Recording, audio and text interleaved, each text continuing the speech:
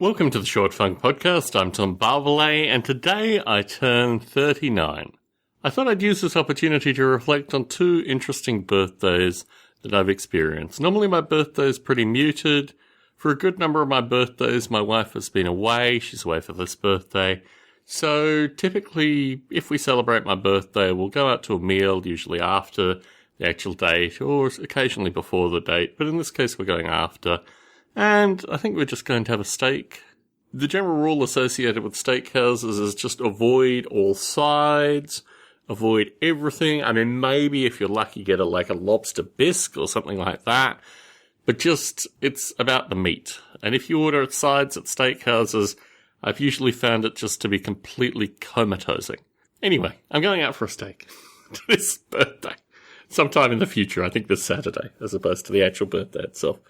But I wanted to talk about two birthdays that I had previously that were particularly interesting. The first birthday was when I was traveling in 1999, and I turned 23. I woke up in Berlin, staying with my friend Nick Gaffney.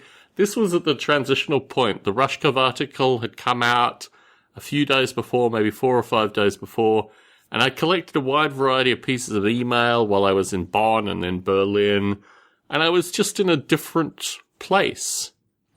Things in my life had changed. I realized that perhaps based on the trajectory of this article, I could leave Australia and I could return to the US and begin my work with startups and various other things.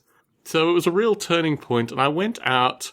Well, to start off with, I left Berlin and went to Vienna, and I flew there during the day, and I arrived in Vienna, and Vienna was just amazing. This trip was very insightful for me because it was my first time going to Germany, my first time going to Vienna, my first time going to Switzerland, and I realized that I actually really liked Germanic culture. I had a kind of negative, alienated view of this through my father, or at least through, stories my father would tell, and obviously my grandfather and these kind of things.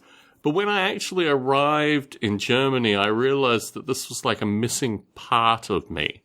In particular, Berlin was just so amazing. I mean, Bonn was quite sterile. I went to Cologne while I was in Bonn. I traveled by train to Cologne.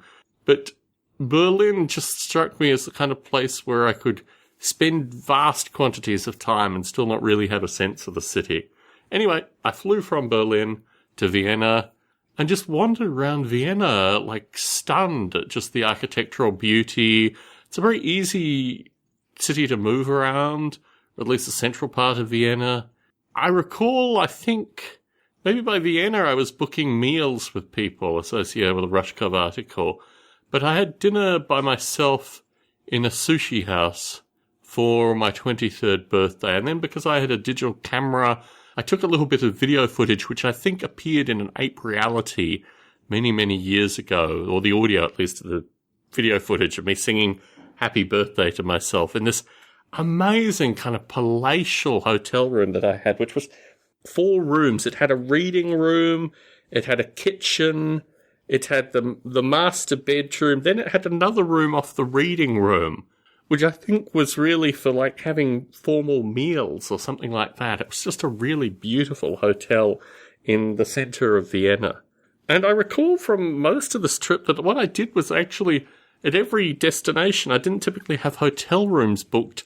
I just talked to the local taxi drivers and they would take me to nice unknown hotels. And this was one of these places. I'm sure the taxi drivers probably got kickbacks from the hotels. But this was just a palatial hotel, just an amazing experience. The next birthday that I'd like to talk about was 2004, so I must have been 28 at that birthday. And my wife and I went to Liverpool. Now, it was raining for most of the time we were in Liverpool initially, really heavy downpour, not even going out kind of rain, saturating rain. It also was somewhat comically the time that our car was robbed.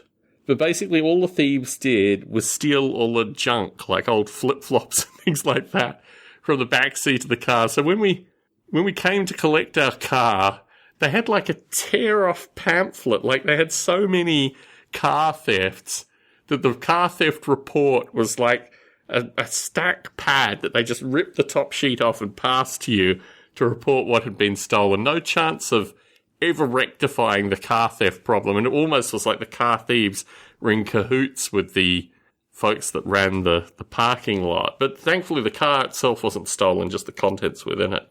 We went and saw a U-boat, which at the time was kind of suspended on the horizon very beautifully at a Navy museum, which was just a series of boats that you could go into and a submarine that you could go into. And this amazing U-boat, it's now been broken up apparently and is at like a ferry terminal on the other side of the Mersey. And Liverpool for me, as I've noted, associated with music and understanding a little bit more with the Beatles and immense poverty, was a really interesting time in my life. Through the reigning period initially, the first probably day, I wrote a lot of postcards. But then we got out, we went and did a few of the Beatles-related things. Maybe in driving we might have seen Penny Lane. But I don't think we didn't do any of the kind of standard hop-on, hop-off Beatles things. We went to the cavern where they first played. We did some kind of Hajj wandering, but just being in Liverpool was just really interesting. I mean, similar to actually Berlin in the fact that there was still war damage from the Second World War, although, unlike Berlin, they hadn't rebuilt the war-damaged buildings. So there was a cathedral and various other things in Berlin that had been bombed, which they'd maintained as a kind of folly to human stupidity. But in Liverpool, they had bombed out buildings that just never, economically, they'd never had the money to fix up. Very, very strange environment to be in. But yes, another really interesting birthday experience. So as I turned 39, I don't know what there is to say. I'm recording this on the Tuesday, I turned 39 on the Thursday, and in between now and then is a somewhat potentially raucous community meeting that I'm chairing a section of, although I'm not really clear whether or not I'm chairing it, but anyway, I'm going to be in attendance. I'm probably going to be questioned. But thankfully, the computers and internet that I've donated money to the community centre in order to have are finally in place. So the computers work, the internet works, and this has been a 2-month project. I'm going to continue to put money into the community centre so the computers can actually improve. So hopefully the children that attend the community centre will grow in number and also really heavily utilise the stuff that's available there. That, if anything, is probably a good birthday present to have.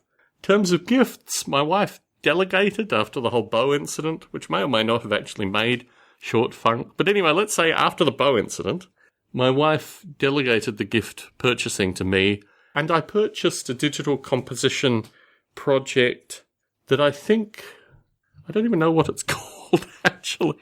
It's Apple's Pro version of GarageBand that has all the instruments from GarageBand that I really, really, really miss from GarageBand, but now you can download in this Pro version of GarageBand, which name escapes me. Anyway, that's my birthday gift from my wife to myself.